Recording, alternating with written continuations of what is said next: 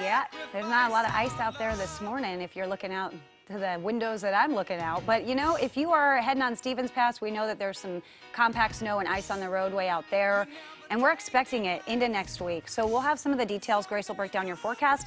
But we're talking about the ice and the snow and the roads. And AAA is predicting that more of us will hit the road this Thanksgiving than in the past 10 years. So when you combine that with a frosty forecast, that means a lot of us need to get ready for winter conditions on the road and for the empty house that we'll be leaving behind. So Derek Wing from PEMCO Insurance joining us now this morning. Hi, Derek. Good morning. Good morning to you, Allie. Okay, so this is a tough time, right? A lot of people probably didn't really see winter coming, even though we know when it's about to hit, right? Yeah. So how do they prepare for it? Well, so a lot of people are looking forward and they're like, okay, I'm going to hit the roads or I'm going to get on a plane and do all this and that. But really, very, very important to remember about the things that you're going to be leaving behind, like your house, right? Yeah. So luckily there's still a little bit of time left, even if you just have a couple of hours to prepare and make sure that you don't return home to what we think of as a soggy mess, and that is frozen pipe. So we're going to talk about home first. Okay, so you said that if you even have just a couple hours, so what kind of things can we get done in that short amount of time? Sure, PEMCO's got a lot of tips that we can pass along when it comes to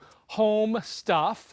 First and foremost, disconnect your garden hoses from your outside faucets. That's going to prevent water from getting trapped inside and freezing and bursting the pipe. And then the other thing, cover the faucet with a foam protector you can buy at hardware stores. And if you can't get to the store, even just wrapping your faucet with a towel can help.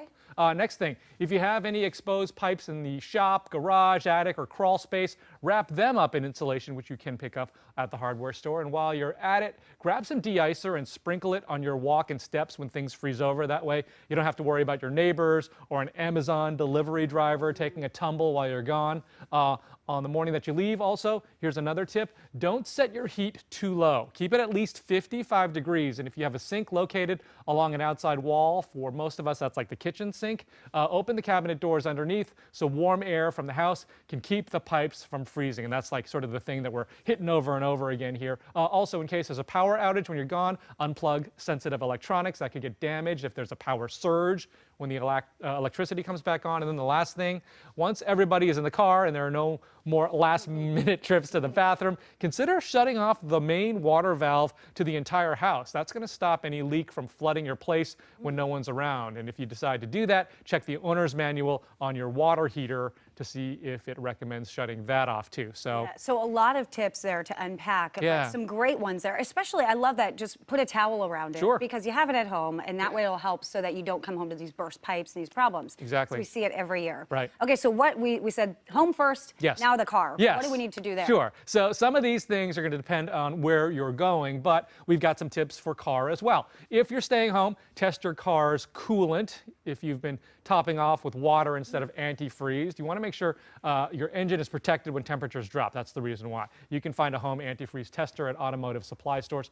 Find out if your car's battery is getting weak, because if it is, the cold weather could zap it and finish it off. Your mechanic can do a real quick test to let you know if you should replace it before your trip.